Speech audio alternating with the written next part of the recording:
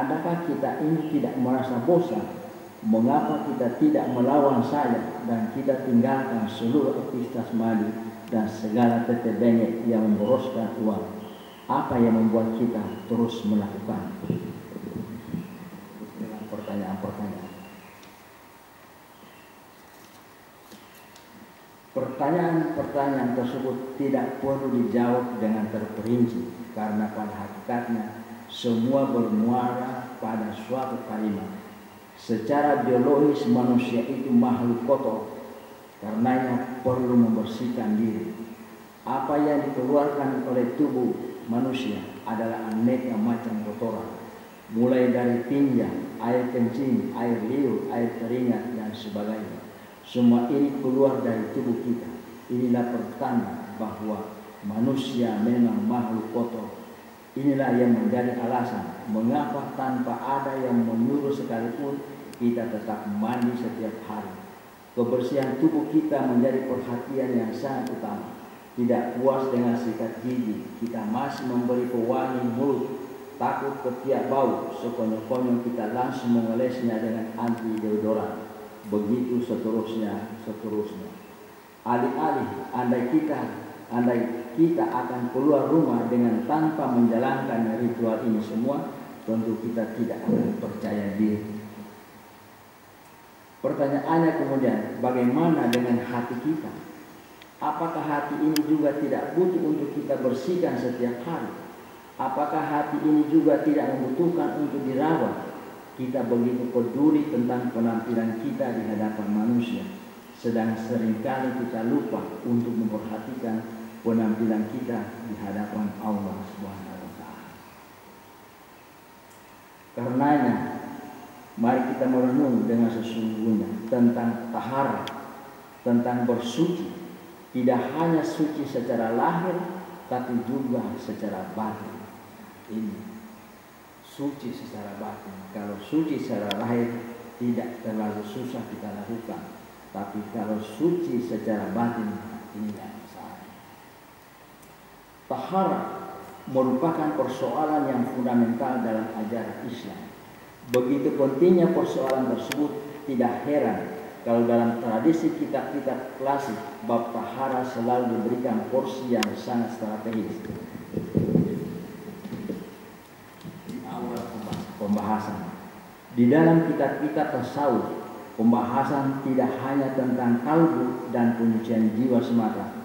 Kitab-kitab tasawuf yang muktabar dalam banyak hal tidak pernah mengabaikan doktrin-doktrin fikih yang mendasar.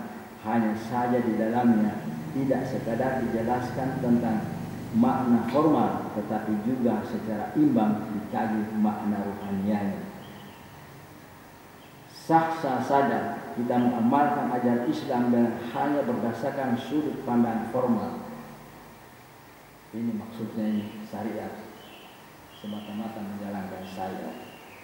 Namun yang demikian itu tidak dapat mengantarkan kita kepada makna ruhaniah. Amal-amal formal seperti itu tidak dapat membuat kita terhindar dari perbuatan tercela. Amal-amal formal tidak bisa memberikan semangat batin untuk melakukan perbuatan-perbuatan sunnah. Padahal yang kita butuhkan tidak hanya memahami perintah dan larangan menurut akal.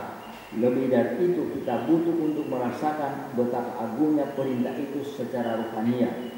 Inilah titik perbedaan yang signifikan antara taharah dengan nadafah. Nadafah terkesan hanya bersifat fisik, sedangkan taharah mencakup kebersihan fisik dan ruhaniah sekaligus. Banyak kalau sudah salat, sesudah wudhu ada salat sunat tuhur, salat sunat taharah. Taharah di sini adalah penyucian, sebab penyucian masuk ke dalam wilayah batin, termasuk hati kita. Tempat terbitnya cahaya adalah hati dan rahasia-rahasia batin. Menurut Al-Ghazali, taharah terbagi ke dalam 4 tingkatan. Tingkatan pertama, pembersihan badan dari hadas atau kotoran, termasuk di dalamnya pembersihan dari kelebihan-kelebihan anggota tubuh, seperti kuku dan rambut yang tumbuh di anggota badan kita. Demikian seperti yang dianjurkan Rasulullah SAW kepada kita. Hadas berbeda dengan najis. Hadas terpilah menjadi dua jenis, hadas besar dan hadas kecil. Hadas besar dibersihkan dengan mandi wajib yang diawali dengan niat, sedangkan hadas kecil dibersihkan dengan berwudu. Cara yang dipakai dalam membersihkan hadas berbeda-beda, seperti tinja atau kotoran tubuh kita dapat dibersihkan dengan air. Kalau tidak ada air maka bisa dengan batu atau tisu. Berikut beberapa jenis najis yang harus kita bersihkan. Yang pertama, air kencing. Dalam kajian fikih, air kencing baik laki-laki dan perempuan memiliki standar kesucian yang berbeda. Karena itu berbeda pula cara yang digunakan untuk membersihkannya. Air kencing baik laki-laki masuk dalam kategori najis muhaffafah, najis ringan, sedangkan air kencing bayi perempuan termasuk najis mutawassitah, najis menengah. Tentang alasan pembedaan keduanya merupakan rahasia Allah. Namun demikian, ada juga penelitian manusia yang mencoba memberikan penjelasan mengenai pembedaan keduanya. Sebagaimana sebuah penelitian di Al-Azhar, Mesir, yang membuktikan bahwa terdapat perbedaan senyawa pada bayi laki-laki dan perempuan. Kemih pada perempuan terdapat senyawa yang dapat merusak kain, sedangkan pada laki-laki tidak ada. Tak jauh beda dengan masalah air kencing.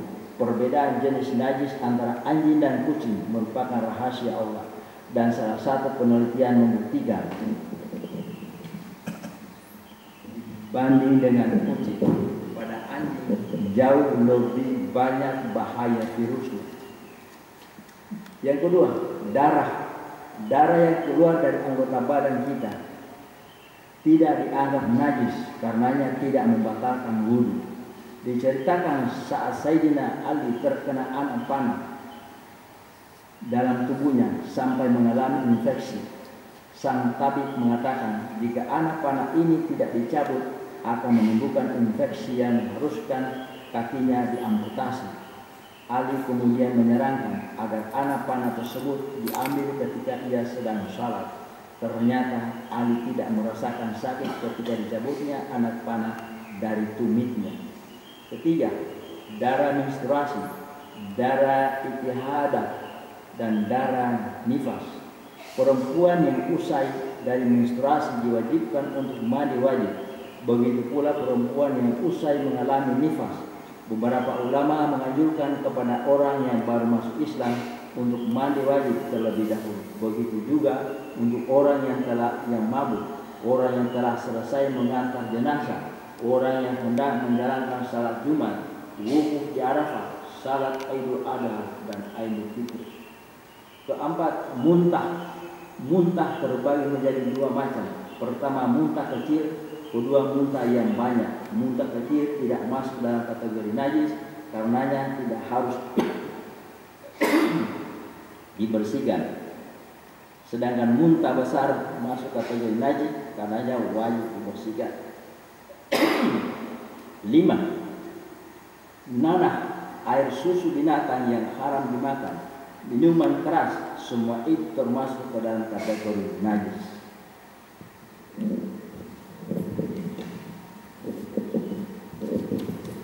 Tingkatan yang kedua adalah membersihkan anggota badan dari tindak pidana atau kejahatan dan dosa-dosa seperti berbohong, mengumpat orang, mengadu domba, cari muka, mengejek, marah, dan sebagainya. Jadi kalau itu tadi bersifat fisik, kotoran fisik yang melekat pada badan, yang ini adalah membersihkan dari pekerjaan, dari ucapan dan perbuatan. Itu juga masih berkaitan dengan fisik, karena ucapan diucapkan dengan mulut, perbuatan dengan tangan dan kaki. Dalam kajian spiritual untuk membersihkan anggota badan dari tindakan-tindakan melanggar hak orang lain, yang harus kita lakukan adalah bertobat. Jadi kalau tadi dengan air membersihkannya, sekarang perbuatan, ucapan maupun perbuatan yang tidak senonoh yang merugikan diri sendiri orang lain itu harus dengan jalan bertobat, meninggalkan perbuatan-perbuatan itu. Saat selesai mengambil air wudhu, usahakan untuk tidak marah, berbohong atau melakukan perbuatan-perbuatan buruk lainnya. Jangan sampai ada perkara duniawi menghalangi antara wudhu dan salat kita. Waspadai indera kita dari perbuatan-perbuatan yang mengarah kemaksiatan. Karena setiap perbuatan maksiat yang kita lakukan berpotensi merusak vibrasi wudhu. Jangan memandang sesuatu yang tidak diperkenakan agama. Jangan mendengar perkara-perkara yang buruk. Jangan bergunjing, jangan berpikiran negatif.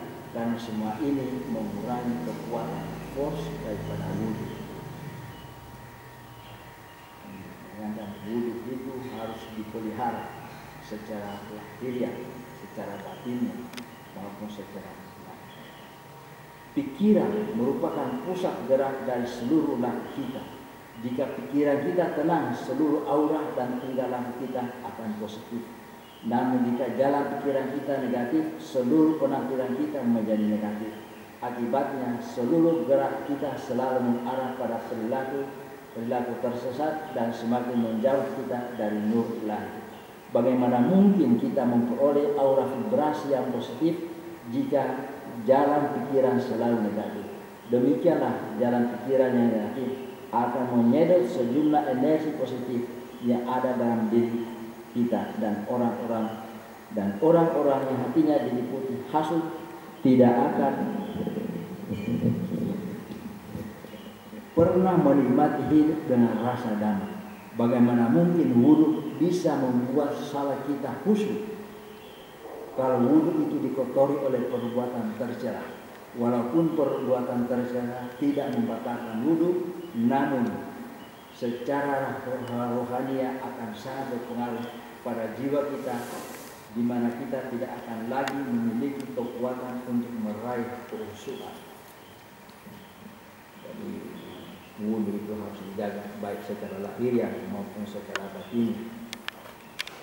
Tingkat penyucian yang ketiga adalah membersihkan diri dari akhlak yang tercela. Pada tingkatan ini seseorang harus membersihkan dirinya dari aspek yang terhina dalam pandangan diri maupun orang lain. Inilah yang disebut dengan muru'ah, kewibawaan. Orang-orang yang menjaga muru'ah atau kewibawaannya adalah orang-orang yang mampu menjaga tampilan lahir dan batinnya dari perilaku yang membuatnya terhina di hadapan Allah dan makhluknya. Seseorang yang mengenakan pakaian yang tidak sopan, meskipun memiliki pikiran dan perasaan yang halus, namun dalam pandangan umum termasuk orang yang tidak dapat menjaga muru'ah ibadahnya. Tingkatan yang keempat yaitu pembersihan kalbu. Inilah kebersihan yang dilakukan atau dimiliki orang-orang saleh dan salihat dalam perjalanan spiritualnya menghadap kepada Allah. Kebersihan batin yakni menyucikan diri dan sir rahasia kita. Kalau itu merupakan tempat yang paling rawan dalam diri kita, tentang di mana kalau berada, berikut sebuah ilustrasi yang barangkali bisa membantu kita untuk memahaminya. Ketika seseorang membuat lingkaran, ia akan memulainya dari yang terbesar, lalu sebagaimana obat nyamuk, lama-kelamaan lingkaran itu akan terus mengecil hingga mencapai pada titik terkecil. Ia tidak mampu lagi membuat lingkaran, dan yang bisa dibuatnya hanyalah titik saja. Titik terkecil dalam lingkungan itu, dan dalam lingkuran itu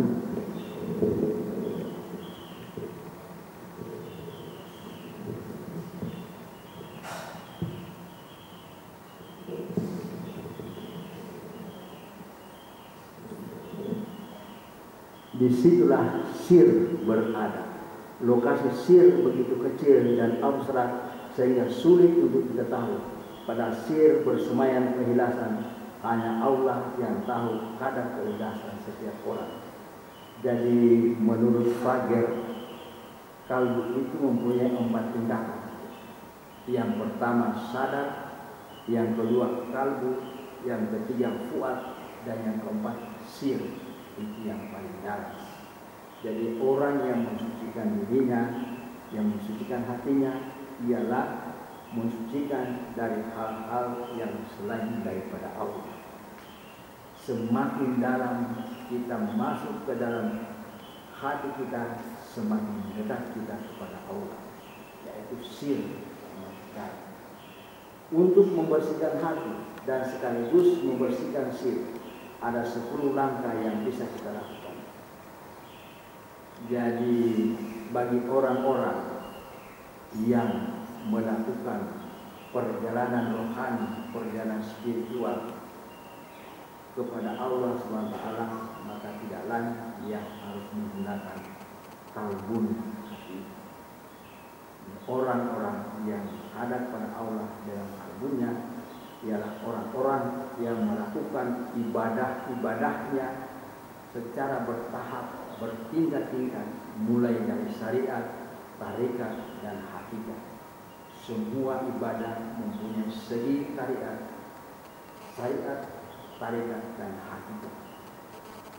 Inilah tahap-tahap pendakian yang paling sulit kita capai. Sehari-hari kita ini membicarakan syariat, tarekat, dan hakikat. Tapi bagaimana tarekat hakikat itu kita bisa tercapai, itulah masalahnya. Jadi dengan kebersihan hati, maka sir atau rahasia kepada Allah SWT dapat. Ada 10 langkah yang bisa kita lakukan. Pertama, untuk membersihkan jalan pikiran atau kalbu kita harus bertobat. Jadi tobat itu merupakan langkah pertama yang dilakukan oleh seseorang. Apakah dia melakukan syariat atau bertarekat, apalagi kalau dia ingin berhakikat. Tobat, karena itu tinggi yang pertama. Ibadah kita tidak akan diterima sepanjang kita masih menyandang yang namanya dosa. Maka kita harus bertobat. Nabi sendiri dalam setiap hari tidak kurang dari 70 kali beristighfar. Bayangkan, ini Nabi ini yang sudah dijamin masuk surga, masih beristighfar 70 kali sehari. Apakah lagi kita ini? Kita tidak mungkin memasuki institusi penyucian jiwa kecuali harus melalui pintu gerbang tobat. Yang kedua, membiasakan diri untuk zuhud, yaitu tidak tergila-gila dengan dunia, tapi tidak membencinya. Zuhud merupakan gaya hidup low profile, mirip orang miskin tapi tidak miskin. Zuhud merupakan pola hidup yang bersahaja. Zuhud tidak ditampilkan karena tempatnya ada di masyarakat. Banyak orang yang berpura-pura seolah dirinya zuhud, dan biasanya orang seperti ini justru belum mencapai fase zuhud. Zuhud merupakan sikap batin, seperti batin yang mampu menolak dengan baik barang-barang mewah yang diberikan kepada kita karena merasa tidak membutuhkannya. Tahap kedua zuhud. Tahap ketiga yaitu sabar. Ini semua selalu kita bicarakan tiap hari. Sabar adalah sesuatu yang ada pada batin kita. Ketika kita mengatakan kita sebagai orang yang sabar, sebenarnya kesabaran itu sudah hilang. Kesabaran adalah kepasrahan, tetapi bukan tanpa ada upaya. Sabar adalah kemampuan mengendalikan diri pada saat kita mampu melakukan sesuatu, dan kemampuan melakukan sesuatu pada saat dalam keadaan malas dan banyak godaan. Saat kita pulang dari tempat kerja dengan kondisi yang letih dan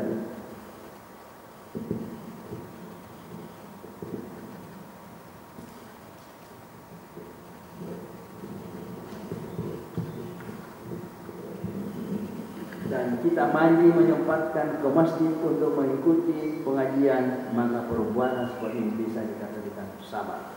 Yang keempat, tawaddu. Tawaddu adalah menyederhanakan diri pada orang lain, tidak susah minta maaf pada orang lain. Saat seseorang merasa tidak keberatan mengucapkan rasa terima kasih sekalipun kepada anaknya sendiri, Itulah pertanda bahwa orang itu sudah memasuki fase tawadu. Saat atasan tidak malu minta maaf kepada bawahannya, ini juga satu pertanda bahwa dalam dirinya terhadap sifat tawadu, rendah hati tapi tidak rendah diri. Pada manusia kita tidak boleh rendah diri, hanya kita rendah diri hanya kepada Allah yang menciptakan kita. Yang kelima, tawakal. Tawakal sebetulnya bukanlah pasrah begitu saja. Tawakal adalah penyerahan diri kepada Allah. Sebagai konsekuensi dari penyerahan diri kepada Allah, lahir kerelaan kita untuk menjalankan kewajiban yang dibebankan oleh agama kepada kita. Tawakal yang sesungguhnya laksana sampah di atas sungai yang mengalir. Ia ikut arus sungai kemanapun sungai itu bermuara. Seperti Nabi Ayub alaihissalam yang diuji dengan penyakit kronis, ia dengan penuh tawakal menerima ujian dari Allah. Betapapun beratnya ujian tersebut, namun ini bukan berarti sebuah ajakan untuk mendiamkan penyakit yang menimpa kita tanpa melakukan upaya pengobatan. Nabi sangat marah kalau ada orang yang sakit tetapi tidak berobat. Bahkan Nabi mengajarkan kepada kita untuk memohon agar dipanjangkan umur. Ya Allah, panjangkan umur kami. Demikian sebuah doa yang dianjurkan oleh beliau. Di kalangan sufi ada sebuah cerita. Konon ada dua orang wali. Salah satu di antaranya melihat bahwa kawannya itu akan meninggal lebih cepat. Umurnya masih muda, tetapi begitu cepatnya ia akan dipanggil oleh Allah. Sang wali upaya untuk memproteksi diri dari perbuatan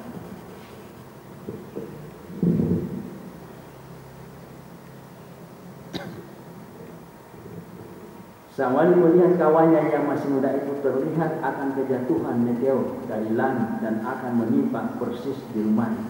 Akan tetapi sang wali muda itu berdoa kepada Allah agar dipanjangkan umurnya.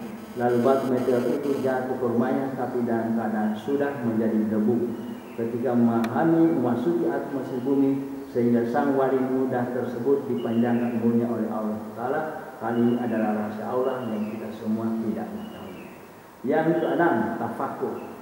Ini berbeda dengan zikir dan diri. Zikir adalah mengingat Allah, tetapi belum ada ketentuan berapa kali, kapan, di mana, dan tekniknya seperti apa. Ketika zikir sudah disertai dengan ketentuan-ketentuan, maka pada saat itu zikir menjadi wirid. Dalam zikir dan wirid yang aktif adalah kita. Dalam zikir dan wirid yang aktif adalah kita, sedangkan tafakur tidak. Dalam tafakur diri kita sudah melebur di situ, dan yang terasa lebih aktif adalah Tuhan. Turun naik nafas pun akan dapat mengganggu kehusuan hati dalam tafakur, sehingga perlu diatur. Pada saat bertafakur seolah kita menjadi hamba yang pasif, sedangkan yang aktif adalah Allah.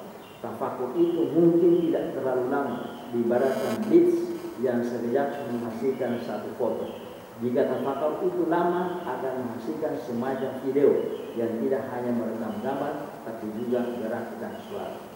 Yang ketujuh, musyaratah, yaitu mengkarantinakan diri. Seperti ketika kita diundang ke sebuah pesta perkawinan, kita akan berpikir agar tidak menambah kemaksiatan, tapi juga tidak menyakiti hati orang yang melihat itu. Ini adalah upaya untuk memproteksi diri dari perbuatan maksiat, yakni dengan mengkondisikan diri. Yang kedelapan, murakabah, penjagaan diri. Kalau musyaratah itu mempunyai wilayah yang lebih luas, maka murakabah lebih terbatas dan lebih bersifat internal, yaitu berada dalam wilayah sir dalam hati kita. Kita merasa murakabah, kita merasa diawasi gerak-gerik kita, ucapan kita oleh Allah. Orang yang merasa diawasi pasti dia akan berhati-hati dalam berbuat dan berucap. Murakabah adalah menjaga sir atau pola berpikir kita. Setengah jam kita berzikir kadang tidak banyak memberikan efek karena kurang khusyuk dan pikiran kita tidak bisa dikondisikan. Aina zikir yang dibaca lebih formalistik. Yang diperlukan bagi orang yang zikir adalah ketenangan batin. Itulah sebabnya pada malam hari hati ini lebih berpotensi untuk aktif, sedangkan di siang hari yang lebih aktif adalah logika pikiran kita. Siang adalah maskulin dan malam adalah feminin. Siang adalah laki-laki dan malam adalah perempuan. Di siang hari kita lebih efektif sebagai seorang khalifah, di malam hari lebih efektif sebagai seorang hamba. Siang dan malam bagi diri seorang perlu terintegrasikan dengan baik. Yang kesembilan adalah penghiasan jiwa, menghias jiwa. Bukan cuma halaman dan ruang tamu yang perlu didekorasi, kalbu kita juga perlu didekorasi agar nampak indah. Caranya dengan melakukan connecting dengan yang maha indah, yang dengan rasa cinta. Semakin kuat rasa cinta kepada yang maha indah, maka semakin indah hati kita. Semakin indah hati kita, semakin banyak manfaat yang kita berikan kepada orang lain. Nabi pernah bersabda, sebaik-baik manusia adalah orang yang bermanfaat bagi orang lain. Kita ucapkan cinta kepada Allah, tapi untuk mencapai tingkat cinta itu tidak semudah membalik telapak tangan. Diceritakan dalam sebuah hadis, ada seorang ulama yang masuk neraka karena ia terlalu khusyuk terhadap diri sendiri dan melupakan Allah. Allah menjelaskan kepadanya, kamu tidak pernah mengunjungi saya ketika saya sakit. Kamu membiarkan aku kedinginan padahal kamu punya potensi untuk memberikan pakaian yang lebih. Lalu ulama ini berkata, bukankah Tuhan yang maha kaya, tidak pernah dan tidak akan pernah sakit? Allah menjawab, memang aku maha kaya dan tidak pernah sakit, tapi aku selalu bersama mereka yang sakit, kedinginan dan kelaparan. Makanya itu selalu dikatakan bahwa kita harus menjenguk orang sakit. Menjenguk orang sakit. Karena apa? Pada saat itu Tuhan ada di sana. Tapi ini juga kalimat-kalimat seperti ini tidak boleh kita pahami secara literal. Tuhan itu dimanapun berada.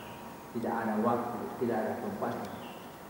Hanya begitu untuk menarik perhatian seseorang agar supaya suka menjenguk orang sakit. Ini pahalanya menjenguk orang. Berbeda orang yang sudah meninggal ini. Berbeda. Orang sakit itu pahala yang besar. Kalau kita bisa dekat dengan Tuhan, maka kita akan lebih banyak mengalami ketenangan. 99 sifat Tuhan itu adalah entry point untuk menuju ketenangan. Mungkin kita tidak sanggup bangun tengah malam, tetapi kita juga bisa masuk ke pintu lain milik Tuhan. Kalau kita bisa memberikan bantuan kepada siapapun yang membutuhkan, maka efek spiritualnya itu sama-sama dapat menerangkan hati kita. Membantu fakir miskin itu memiliki efek spiritualnya yang sama dengan menghatamkan Al-Quran. Ketika kita membantu anak yatim piatu, sebelum bantuan itu diterima yang bersangkutan, maka terlebih dahulu Allah memberikan kepuasan batin kita. Bukankah itu kita mau memberikan bantuan kepada orang yang membutuhkan, sebelum uang yang kita berikan itu sampai di tangan orang yang mau kita berikan, maka Tuhan sudah memberikan balasan kepada kita. Dikatakan itu tiba dulu di tangan Tuhan, baru di tangan orang yang kita berikan. Ke-10, pengosongan jiwa atau yang disebut dengan tahalli. Orang yang sudah sampai kepada tingkatan ini seolah-olah penilaian dunia itu tidak ada. Dia tidak akan takut dengan kesendiriannya karena sudah ditemani Allah. Setelah kosong, maka kemudian dilakukan tahalli instali. Tahalli. Mengosongkan diri, kemudian diisi. Mengosongkan yang sifat-sifat yang tidak baik, kemudian dimasukkan sifat-sifat yang baik. Tahalli.